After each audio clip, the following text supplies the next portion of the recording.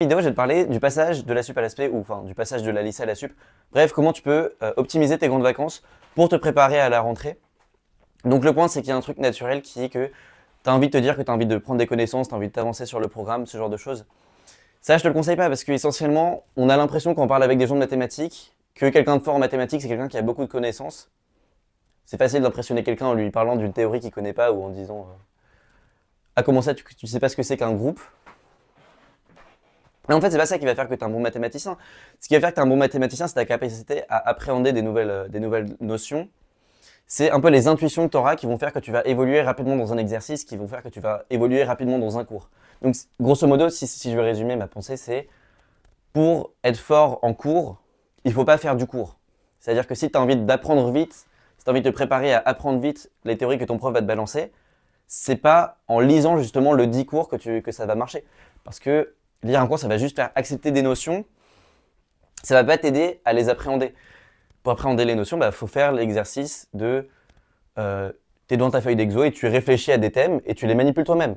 Okay, une bonne session de mathématiques, c'est pas un truc où tu lis plein de trucs en les acceptant et tu le sens toi-même. C'est quand tu fais l'effort de te poser les questions que tu dois te poser vis-à-vis de certains objets, quand tu te forces à essayer de manipuler les objets que tu vois sur l'exercice, quand tu manipules avec les mathématiques, quand tu t'appropries les objets du truc, quand tu arrives à te former des intuitions et des mentalisations des objets, quand tu arrives à rendre intuitifs les énoncés que tu vois, c'est là que tu fais des bonnes mathématiques, c'est là que les intuitions rentrent de manière bien, et c'est là où tu prends confiance en toi mathématiquement parlant. Okay, c'est quand tu commences à trouver les preuves de certains énoncés, au lieu de juste les lire et de les accepter.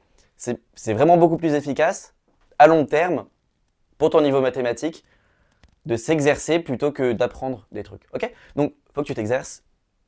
Fais un maximum d'exos, fais ce que tu veux. Récemment, j'étais en train de lire un livre d'un mathématicien, et lui disait, c'était un chercheur, et il disait qu'il écrivait quasiment jamais quand il cherchait des mathématiques.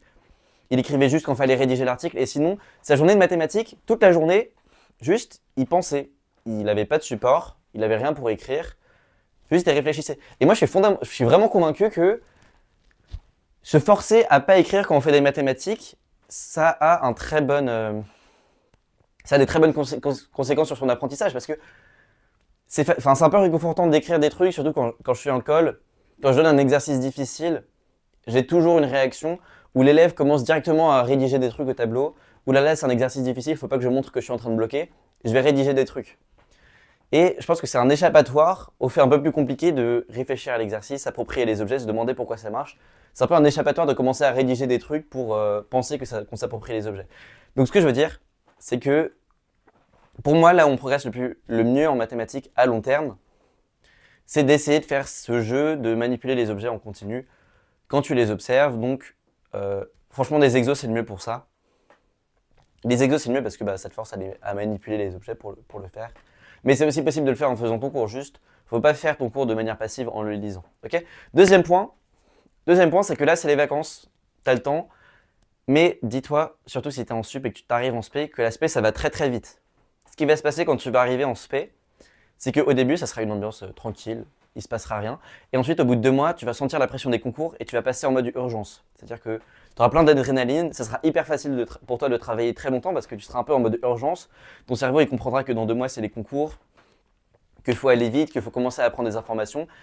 Et ce que je veux te transmettre, c'est que même si tu arrives en sup, si tu arrives à déclencher ce mode urgence, cette dose d'adrénaline avant les concours, ça va être vraiment rentable pour toi parce que est-ce que tu as envie d'être dans une situation où 2 mois avant les concours, tu as l'adrénaline qui arrive et tu commences à travailler 2 mois avant les concours?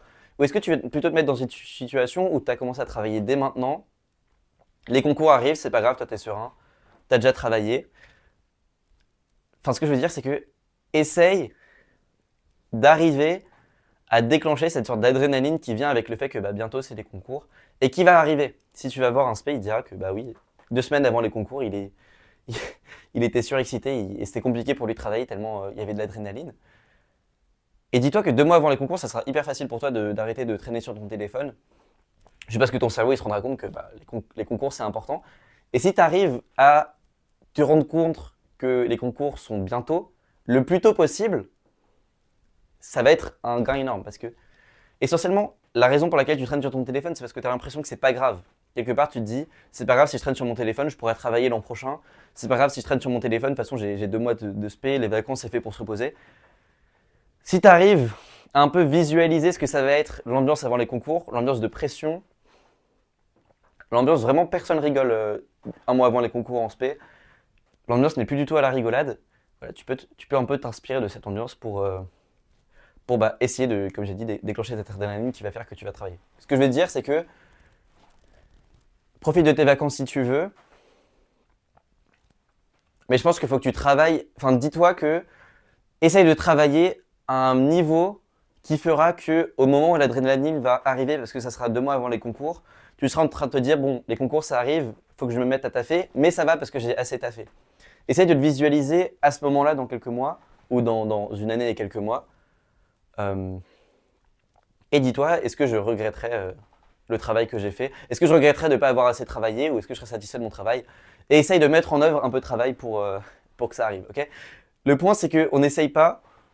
Enfin, le truc, c'est que quand tu vas arriver 2 mois avant les concours et que tu auras cette adrénaline, tu auras envie de beaucoup travailler et probablement que si tu n'as pas essayé de bien travailler avant, tu auras envie de beaucoup travailler.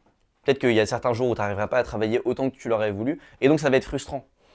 Et du coup, ça va créer un cercle vicieux qui va faire que c'est frustrant, j'ai mal travaillé, c'est pas grave, je travaillerai mieux le lendemain tu travailles pas, c'est un cercle vicieux. Ok. Donc ce que je veux dire, c'est que je te demande pas des miracles, mais juste essaye de continuellement en ce moment, essayer de faire 2 choses à la fois, réduire ton temps d'écran, réduire la dopamine, réduire la distraction, et en même temps augmenter à la fois ta productivité, parce que ça sert à rien de travailler plus si tu travailles moins bien, augmenter ta productivité, c'est-à-dire que comme je l'ai dit, tu essayes de plus en plus quand tu as un exercice d'interagir avec l'exercice et pas juste de rédiger un peu dans le vide. Comme je l'ai dit, rédiger c'est confortant, mais essaye d'augmenter ta productivité justement en te forçant à interagir avec les objets. Okay, en te forçant à, quand tu regardes l'énoncé d'un exercice, au lieu de te dire « Ouh là là, ça a l'air compliqué, je vais commencer à rédiger une récurrence », essaye de dire « Mais ça veut dire quoi? Qu'est-ce que c'est que cet objet-là » Et ça ne veut pas dire que tu tentes le diable dès le début. Sur un exercice compliqué, tu n'es pas obligé de tenter le diable, juste tu peux commencer par des trucs faciles. Te dire qu'est-ce que c'est que cet exercice si on a n égale à 1. Le point, c'est qu'il faut que tu commences à interagir mathématiquement avec tout ce que tu fais. Okay. C'est comme ça que tu augmenteras la productivité. Donc tranquillement, là tu as un peu le temps comme je t'ai dit. Essaye de t'infuser un peu de la pression que tu vas sentir quelques temps avant les concours pour commencer dès maintenant à mettre des mesures qui vont te rendre beaucoup plus efficace. Okay. Ce que je veux te dire, c'est que si 2 mois, si 2 mois avant les concours, bah, tu n'as pas taffé à la hauteur de ce que tu aurais aimé taffer, ça va être vraiment frustrant pour toi. Et bah, moi, je suis un peu un ange de ton futur qui te dit ton toi du futur va regretter si tu ne mets pas en place certaines choses maintenant. Et bah, tu peux essayer de les mettre maintenant. Ok. Donc, ça sert à rien de vouloir mettre des journées de 14 heures de mathématiques dans tes vacances. Mais essaye, comme je l'ai dit, de réduire tes distractions tranquillement et rajouter les mathématiques tranquillement. Okay. Dernière chose, prendre du repos, c'est productif. Je n'essaie pas de faire un discours anti-vacances, anti-repos. Prendre du repos, c'est productif. Mais il ne faut juste pas que ton repos il soit trop dopaminé. Okay. Voilà, donc le point, c'est plusieurs choses. Pour ta spé ou pour ta sup, c'est important que tu commences à travailler ton intuition, à travailler ta visualisation mentale. Je fais un dernier point là-dessus, mais même maintenant, en ce moment, enfin, toute ma prépa, je faisais ça. Je m'efforçais à me déplacer chez moi en fermant les yeux et en essayant de visualiser les objets autour de moi. Parce que juste, il y a un moment où il faut que tu arrives à développer cette visualisation mentale qui est dans ton cerveau. Et j'ai remarqué que quand je faisais ça, c'était beaucoup plus facile pour moi de faire des exercices parce que j'avais accès. Tu vois, quand tu as un exercice, tu planes un peu dessus et ensuite il y a un moment où tu rentres dedans, où tu commences à visualiser les objets. Et ce passage à la visualisation, il se fait beaucoup plus facilement plus tu l'as répété, plus tu as l'habitude de visualiser des objets, plus tu as l'habitude d'avoir travaillé dans ta tête. C'est pour ça que je dis que rédiger, ça peut être un échappatoire à cet effort-là qui est de rentrer dans ta tête et commencer à visualiser les objets. Voilà. Ce que je veux dire, c'est que être productif pendant ces vacances, c'est arriver à visualiser rapidement les objets. C'est pas forcément avoir des nouvelles connaissances. Bon, je te dis pas que tu dois commencer à à te bander les yeux et à te déplacer chez toi sans regarder. Mais juste, c'est un truc à prendre en compte que être bon en mathématiques, ça passe aussi par le fait d'arriver à visualiser facilement. Et c'est un truc qui se travaille, c'est pas du tout inné ou c'est pas du tout inné. Donc pour moi, je pense que quand tu seras en spé,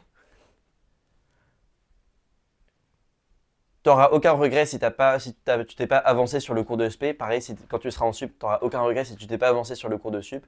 Mais je pense que t'auras des regrets si si tu t'es pas assez exercé, si tu t'as pas assez fait travailler tes méninges pendant les vacances. Ok, et deuxième chose, la prépa ça passe très vite, surtout l'année de spé. Et donc réfléchis à ce qui se passera quelques semaines avant les concours. Et réfléchis à la frustration potentielle que tu vivras à ce moment-là si tu as l'impression de pas assez travailler. Voilà, bonne chance pour ton travail cet été et travaille bien.